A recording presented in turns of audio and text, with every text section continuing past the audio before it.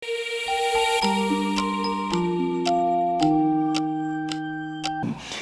Stress ഹസ്ബൻഡിനും wife അല്ലെങ്കിൽ അപ്പനും അമ്മയ്ക്കും വന്നു കഴിഞ്ഞാൽ പിള്ളേരും പിന്നെ പറഞ്ഞാൽ കേൾക്കില്ലാത്തൊരവസ്ഥയിലേക്ക് വരും. നമ്മുടെ ജീവിതത്തിൽ എല്ലാം സംഭവിക്കാറുണ്ട്. നമുക്ക് ഇപ്പോൾ ഒരു ഉദാഹരണത്തിന് ഇപ്പോൾ നമ്മൾ പിള്ളേർ ചെറുപ്പം വന്നു കൂട്ടി ഇപ്പോൾ ഹസ്ബൻഡിനും വൈഫിനും ജോലിക്ക് പോകണം. ഇപ്പോൾ പിള്ളേരെ ഡേ കെയറിലാക്കണം എന്നുണ്ടെങ്കിൽ ഇതിനു മുമ്പ് ഇവർക്ക് ഭക്ഷണം കൊടുത്ത് അവർ കഴിക്കില്ല, ഇവർ ഉഴപ്പ് കാണിക്കും, എന്താ പറയുന്നത്, നമ്മളെ സ്ട്രെസ്സിലാക്കാനുള്ള സർവ്വ പരിപാടിയും പിള്ളേർ കാണിക്കാറുണ്ട് ഇല്ലേ? അങ്ങനെ വരുന്ന സിറ്റുവേഷൻ എങ്ങനെ നമുക്ക് ഒഴിവാക്കാൻ പറ്റും? പാരൻറ്റിങ് മോഡൽ പോലെ ഇരിക്കും. ഇപ്പം പിള്ളേരെ നമുക്ക് ഫോഴ്സ്ഫുള്ളായിട്ട് കാര്യങ്ങൾ ചെയ്യിക്കാം, അല്ലെങ്കിൽ നമ്മൾ മോഡലായിട്ട് അവർ നമ്മളെ മോഡൽ ചെയ്യാം, അല്ലെങ്കിൽ അവരുടെ ഇൻട്രസ്റ്റുകൾ മനസ്സിലാക്കി അവരുടെ ഇൻട്രസ്റ്റുകൾക്ക് കൂടുതൽ പ്രാധാന്യം നൽകി അപ്പം അവർ ഓട്ടോമാറ്റിക്കായിട്ട് നമുക്ക് കൂടുതൽ വാല്യൂ തരും, അല്ലെങ്കിൽ നമ്മൾ ചെയ്യുന്ന മോഡലിൽ അവർ മനസ്സിലാക്കാൻ ശ്രമിക്കും, അല്ലെങ്കിൽ അതിനുള്ള വാല്യൂ അവർക്ക് മനസ്സിലാക്കും. അപ്പോൾ അന്നേരം ആ ഒരു മോഡലിംഗ് വഴി നമുക്ക് ചെയ്യാൻ പറ്റും. അപ്പം അല്ലെങ്കിൽ നമ്മളൊരു സ്ട്രിക്റ്റ് റൂളായിട്ടുള്ള കാര്യങ്ങൾ നമ്മൾ ചെയ്തു പോകണം, അല്ലെങ്കിൽ അതൊരു ടൈം നമ്മുടെ ചിൽഡ്രൻസ് ഡെവലപ്മെൻറ്റ് അല്ലെങ്കിൽ നമ്മുടെ ഡെവലപ്മെൻറ്റ് സ്റ്റേജ് എന്ന് പറയുന്നത് നമ്മൾ 7 വയസ്സ് വരെ എന്ന് വെച്ചാൽ നമ്മുടെ ബ്രെയിന് വളരെ സ്പഞ്ച് പോലത്തെയാണ്. അപ്പോൾ എന്തും നമ്മുടെ കൊച്ചു പിള്ളേർ അബ്സോർവ് ചെയ്യും. അപ്പോൾ അത് കഴിഞ്ഞിട്ടുള്ള അടുത്ത സ്റ്റേജിൽ എന്ന് പറയുന്നത് അവർക്ക് അവരും എനിക്ക് മനസ്സിലായി, അപ്പോൾ ഞാനും ആ ഒരു ജഡ്ജ്മെൻ്റ്, ആ ഒരു പെർസെപ്ഷൻ അവർ ഡെവലപ്പ് ചെയ്തു. അപ്പോൾ അതും കഴിഞ്ഞിട്ടുള്ള സ്റ്റേജിൽ നമ്മൾ 12 വയസ്സ് കഴിഞ്ഞാൽ അവർ they know what to do. They have seen the life, so they have made their mind. അപ്പം ഈ ഓരോ സ്റ്റേജിലും നമ്മൾ പാരൻറ്റിങ് നമ്മൾ ചെയ്യുന്നതിലുള്ള വ്യത്യാസമുണ്ട്. ഇപ്പം നമ്മളൊരു ടീനേജറോട് നീ അത് ചെയ്യ് എന്ന് പറഞ്ഞാൽ അവർ പറയും എന്തുകൊണ്ടാ, അവർ ഇങ്ങോട്ടുള്ള ക്വസ്റ്റ്യൻ ഉണ്ട്, ആൻസർ വേണം. അതെ. അപ്പൊ ആ എന്തുകൊണ്ട് നമ്മൾ പറഞ്ഞു കൊടുത്തില്ലെങ്കിൽ ഈ പറഞ്ഞ അവർക്കത് താല്പര്യം വരത്തില്ല, അല്ലെങ്കിൽ അവരെ അത് ഫോഴ്സ് ചെയ്യുക എന്നുള്ള ഇതാണ് അവർക്ക് റെസിസ്റ്റ് ചെയ്യാൻ തുടങ്ങും. അപ്പം ഫസ്റ്റൊക്കെ അവർ റെസിസ്റ്റ് ചെയ്യും, അല്ലെങ്കിൽ അവർ ഇച്ചിരി കഴിയുമ്പോൾ കുറച്ച് വിത്ഡ്രോ ചെയ്യും, അല്ലെങ്കിൽ പിന്നെ നമ്മൾ ഒത്തിരി ഫോഴ്സ് ചെയ്യുന്നതനുസരിച്ച് നമ്മൾ റെബലായിട്ടിരിക്കാം. നമ്മളിപ്പം ഈ ഇടയ്ക്ക് കഴിഞ്ഞ ദിവസം നമ്മൾ ഒരു യൂട്യൂബ് വീഡിയോ കണ്ട പോലെ UK പാരൻസ് ഇതുപോലെ ഫോഴ്സ് ചെയ്തു. അതുപോലെ തന്നെ അപ്പം പിള്ളേർ അതുപോലെ തന്നെ പോലീസിനെ വിളിച്ചു. അപ്പം ഇവർ വന്ന് പറഞ്ഞു ഇവർ അബ്യൂസാന്ന് പറഞ്ഞു. അപ്പം സോഷ്യൽ സെക്യൂരിറ്റി മീൻസ് പാരൻസിന് ചിൽഡ്രൻ പിള്ളേർ അവർക്ക് സേഫ് അല്ല എന്നുള്ള അറ്റ്മോസ്ഫിയർ ആണെന്നുള്ള അവർ മനസ്സിലാക്കി. അപ്പം അവർ മീൻസ് അതുപോലെ തന്നെ അത് ആരാണോ ഹസ്ബൻഡാണോ വൈഫാണോ എന്ന് ഞാൻ ഓർമ്മയില്ല, പക്ഷേ അവർക്കെതിരെയുള്ള ആക്ഷൻസ് തുടങ്ങി. അപ്പം പക്ഷേ ഇത് സിമ്പിളായിട്ടുള്ള കാര്യങ്ങളായിരിക്കാം, പക്ഷേ നമ്മുടെ അറിവില്ലായ്മ കൊണ്ടാണ്. അതൊരു പൊസസീവ്നെസ് ഉണ്ട് ഇതിനകത്ത്. അല്ല, അതൊരു പൊസസീവ്നെസ് എന്നുള്ളത്, പക്ഷേ ഇതെല്ലാം ഇതെല്ലാം നമ്മൾ കണക്റ്റഡ് ആണ്. ഇപ്പം നമ്മളൊരു പാരന്റ് ആവുന്നു, അല്ലെങ്കിൽ നമ്മൾ പാരന്റ് ആവുന്നതിന് മുമ്പ് നമുക്കും ഒരു പാരന്റിങ് ഉണ്ട്, നമ്മൾ ചിലപ്പോൾ ക്യാരി ഓൺ ചെയ്യുന്നുണ്ട് അല്ലേ. അപ്പോൾ എസ്പെഷ്യലി ഇറ്റ് ഇസ് ജെനറ്റിക്സ്. ഇപ്പോൾ കുറച്ചൊക്കെ ജെനറ്റിക്സ് ആണ്. ഇപ്പം നമ്മുടെ പാരന്റിങ് മോഡലാണ്, ആ മോഡലാണ് ചിലപ്പോൾ നമ്മൾ ഫോളോ ചെയ്യുന്നത്. ചിലപ്പോൾ നമ്മളിപ്പോൾ വെളിയിലൊക്കെ വന്നു, ചിലപ്പോൾ ആ ഒരു പാരന്റിങ് മോഡൽ ചിലപ്പോൾ മാറാം, അല്ലെങ്കിൽ നമ്മുടെ അവയർനെസ് വ്യത്യാസം വരും. അപ്പോൾ അങ്ങനെ വരുന്ന സമയത്ത് ഇതിലൊക്കെ വ്യത്യാസം വരും. പക്ഷേ നമ്മൾ പലരും ശ്രദ്ധിച്ചിട്ടുണ്ട്, നമ്മൾ കൂടുതലായിട്ട് ഫോഴ്സ് ചെയ്ത് പല കാര്യങ്ങൾ ചെയ്ത സമയത്ത് ഇപ്പം 18 വയസ്സാകുന്നവരെ നോക്കി നിന്ന് ആ 18 വയസ്സ് ബർത്ത്ഡേ കഴിഞ്ഞ് വീട്ടിൽ നിന്ന് പോയ സംഭവങ്ങൾ കേട്ടിട്ടുണ്ട്. ഉണ്ട്. അല്ലെങ്കിൽ ഏതെങ്കിലും അഡിക്ഷൻസ് അതിലേക്ക് ഡീപ്പായിട്ട് പെട്ട് ആ ഒരു ഗ്രൂപ്പിലേക്ക് പോയി നമ്മുടെ കുട്ടികൾ നഷ്ടപ്പെട്ടു. അല്ലെങ്കിൽ ഇങ്ങനെ നമ്മളിത് ചെയ്തു വരുന്ന സമയത്ത് അവർക്ക് വേറൊരു നമുക്ക് എല്ലാവർക്കും 3 കാര്യങ്ങളാണ് ആവശ്യം. ഒന്ന് സ്നേഹം, രണ്ടാമത് അപ്രീസിയേഷൻ, അതുപോലെ തന്നെ വാല്യൂ അല്ലെങ്കിൽ സെൽഫ് വർത്ത്. അപ്പോൾ ഈ 3 കാര്യങ്ങൾ ഇപ്പം നമ്മുടെ ഉള്ള സാഹചര്യത്തിൽ നമ്മുടെ വീട്ടിൽ നമുക്കത് കിട്ടുന്നില്ലെങ്കിൽ അത് കിട്ടുന്ന സ്ഥലത്ത് നമ്മൾ പോകും. അത് ചിലപ്പം നമ്മളെ സ്റ്റിമുലേറ്റ് ചെയ്യുന്ന ചിലപ്പോൾ ഒരു സ്കൂളിലുള്ള പയ്യനായിരിക്കാം, അല്ലെങ്കിൽ നമ്മൾ ബസ് സ്റ്റോപ്പിൽ കാണുന്ന പയ്യനായിരിക്കാം, അല്ലെങ്കിൽ ഒരു പെൺകുട്ടിയായിരിക്കാം. അപ്പോൾ ആ ഒരു സ്നേഹം അല്ലെങ്കിൽ ആ ഒരു കണക്ഷൻ അതാണ്. അതുപോലെ തന്നെ ഈ പറഞ്ഞ ലവിനോടും അപ്രീസിയേഷനോടും ചേർന്ന ഹ്യൂമൻ എന്ന് പറയുന്ന ഒരു ഇൻട്രാക്ഷനാണ്, അല്ല ആ ഒരു കണക്ഷനാണ്.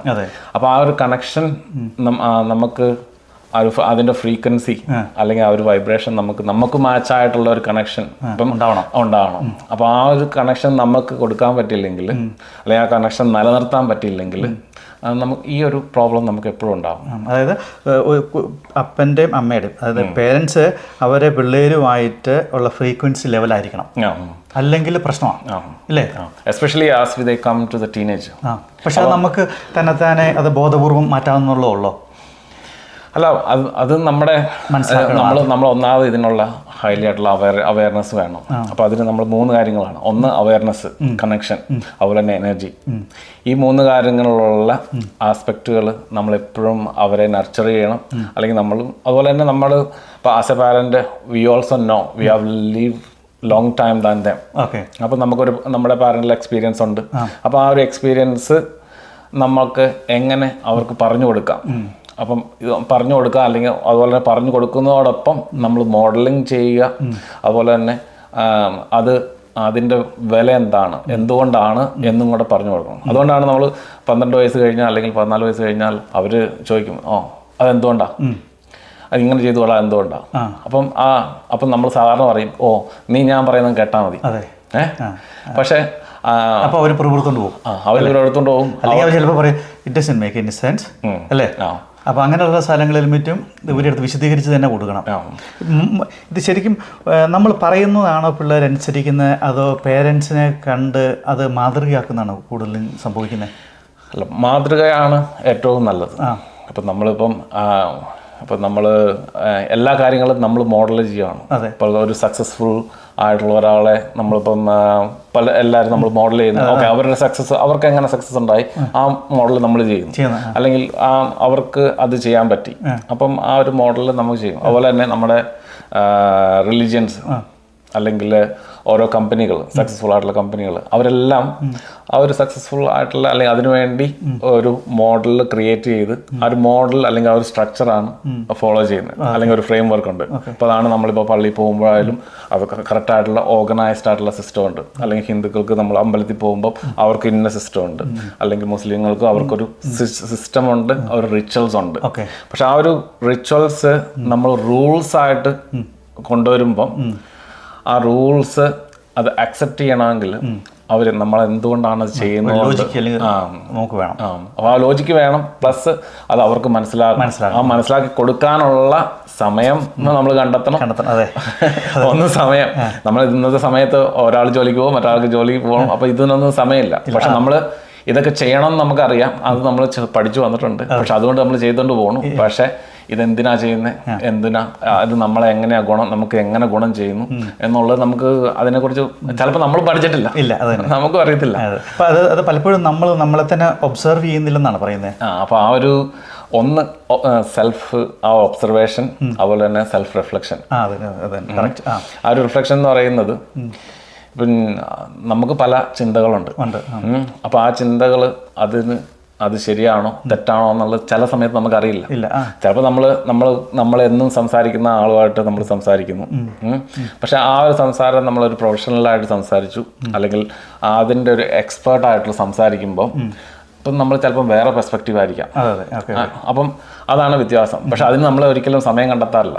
നമ്മൾ ഇത് കേട്ടിട്ടുണ്ടാവാം, ഒരാളുടെ ബിൽഡ് എന്ന് പറയുന്നത് അയാൾ ഇടപഴകുന്ന 5 പേരുടെ ഫ്രീ അപ്പോൾ ആ ഒരു ക്യാരക്ടർ ബിൽഡിംഗ് ആണ്. അതായത് നമ്മൾ ഏറ്റവും കൂടുതൽ ഇടപെടുന്ന 5 പേരുടെ സമ്മറിയാണ് നമ്മൾ ആണല്ലേ. അപ്പോൾ അതാണ് നോർമൽ. അപ്പം അതാണ് തോന്നുന്നത് എപ്പോഴും ആൾക്കാർ പറയാറുണ്ട്, ഈ മോട്ടിവേഷൻ സ്പീക്കേഴ്സ് ഒക്കെ പറയാറുണ്ടല്ലോ, എപ്പോഴും നിങ്ങൾ നിങ്ങളുടെ ഫ്രണ്ട്സിനെ അല്ലെങ്കിൽ നിങ്ങളുടെ സറൗണ്ടിങ്സ് ചൂസ് ചെയ്യണം, നിങ്ങളും അതേപോലെ തന്നെ ആയിരിക്കും അല്ലേ? അതെ. അപ്പോൾ അതിനാണ് നമ്മുടെ ബോണ്ടിങ്. നേരത്തെ ആദ്യം പറഞ്ഞു, നമ്മുടെ ലിമിറ്റേഷൻ, നല്ല ബൗണ്ടറീസ് നമ്മൾ ക്രിയേറ്റ് ചെയ്യുന്നത്. അപ്പോൾ അടുത്ത ഇതാണ് നമ്മുടെ ബോണ്ടിങ്സ്. അതായത് നമ്മുടെ ആക്ടിവിറ്റീസ്, നമ്മുടെ അസോസിയേഷൻ, നമ്മൾ അറ്റാച്ച് ചെയ്യുന്ന സംഭവങ്ങൾ എന്താണ്, നമ്മൾ അറ്റാച്ച് ചെയ്യുന്നത്, അല്ലെങ്കിൽ എവിടെയാണ് നമ്മൾ കൂടുതൽ ഇൻവോൾവ് ചെയ്യുന്നത്, അതുപോലെ തന്നെ എന്തൊക്കെ ആക്ടിവിറ്റീസാണ് നമ്മൾ ചെയ്യുന്നത്, അല്ലെങ്കിൽ ഏത് ഗ്രൂപ്പിലാണ് നമ്മൾ പെടുന്നത്. നമുക്ക് ഇവിടെ അറിയാം, നമ്മൾ വെളിയിൽ അറിയാം, നമുക്ക് ആ ഒരു അസോസിയേഷൻ ഉണ്ട്, അല്ലെങ്കിൽ ഗ്രൂപ്പ് ഉണ്ട്, അല്ലെങ്കിൽ ആ ഒരു ഇതുണ്ട്. പക്ഷെ അല്ലെങ്കിൽ മെൻസ് ഗ്രൂപ്പ് ഉണ്ട്, വുമൻസ് ഗ്രൂപ്പ് ഉണ്ട്, അല്ലെങ്കിൽ കൾച്ചറൽ ഗ്രൂപ്പ് ഉണ്ട്, അല്ലെങ്കിൽ അല്ലെങ്കിൽ ഇപ്പം ബൈക്കിംഗ് ഉണ്ട്, മീൻസ് ക്യാമ്പിംഗ് ഗ്രൂപ്പ് ഉണ്ട്. അപ്പോൾ ആ ഒരു ഗ്രൂപ്പ് ഉണ്ട്. പക്ഷെ ദാറ്റ് മീൻസ് എല്ലാവരും ഓരോ ഗ്രൂപ്പിൽ പെടുന്നില്ല. അത് അവിടെയാണ് അടുത്ത ഡിഫറൻസ്. ഓരോരുത്തരുടെയും ഇൻട്രസ്റ്റ് അതുപോലെ തന്നെ അവരുടെ പേഴ്സണാലിറ്റി, അവരുടെ ഡ്രീംസ്, ഇതെല്ലാം കണക്റ്റഡ് ആണ്. അപ്പോൾ അങ്ങനെയുള്ള സ്ഥലത്തെ ഇത് ചെയ്യുള്ളൂ. ഇപ്പം ഞാൻ കൂടുതൽ മീൻസ് എനിക്ക് എഡ്യൂക്കേഷൻ അല്ലെങ്കിൽ പുതിയ ഇന്നോവേഷൻ അതുപോലെ തന്നെ ഈ ഒരു മെൻറ്ററിങ് കാര്യങ്ങളിലാണ് ഞാൻ കൂടുതൽ താല്പര്യം. ഇപ്പം ജിൽസ് ഇതുപോലെ തന്നെ ഇപ്പം യൂട്യൂബ് ചെയ്യാൻ തുടങ്ങി. ആ യൂട്യൂബ് ഒന്നേം തുടങ്ങി പല രീതികളിൽ മനസ്സിലാക്കി. അപ്പം അതിലാണ് കൂടുതൽ ഇൻട്രസ്റ്റ്. അപ്പം സംടൈംസ് നമ്മൾ ഓൺ ദ വേ ഇത് നമ്മൾ പുതിയ കണ്ടെത്തുന്നതനുസരിച്ച് അതിൻ്റെ അടുത്തടുത്ത കാര്യങ്ങളിലേക്ക് നമ്മൾ മുമ്പോട്ട് പോകും. പക്ഷെ അപ്പോൾ ആ ഒരു നമ്മുടെ അസോസിയേഷൻസും നമ്മുടെ ആക്ടിവിറ്റീസും നമ്മുടെ അറ്റാച്ച്മെൻറ്റ്സും ആണ് നമ്മളാക്കുന്നത്. പക്ഷെ അതിലും അങ്ങനെ ആക്കുന്ന സമയത്തും നമ്മൾ നേരത്തെ പറഞ്ഞ കാര്യമാണ് നമ്മൾ ആലോചിക്കേണ്ടത്. Am I loving myself? Am I appreciating myself? Am I having a positive conversation with myself? Or am I valuing myself as I am? അതായത് ഞാൻ ഉള്ളതും കൊണ്ട് ഞാൻ എത്രത്തോളം ഹാപ്പിയാണ്, അല്ലെങ്കിൽ ഞാൻ എത്രത്തോളം അതിനെ ഞാൻ വാല്യൂ ചെയ്യുന്നുണ്ട്, എൻ്റെ ഇപ്പോൾ ഉള്ള വില, ആ വില ഞാൻ പൂർണ്ണമായിട്ടും മതിക്കുന്നുണ്ടോ? നമ്മൾ ഈ